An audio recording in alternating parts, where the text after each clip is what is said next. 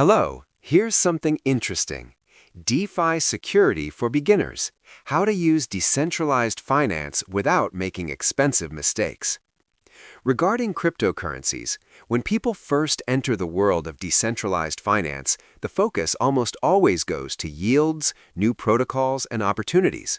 Only somewhere along the way do tips about caution appear, a few sentences about seed phrases, and perhaps a casual mention of phishing attacks. That's why a paradox often occurs. The more someone uses DeFi, the more they believe they have everything under control, while in the background they accumulate permissions, risks, and habits that are in complete opposition to what DeFi security should mean. Decentralization itself does not create security.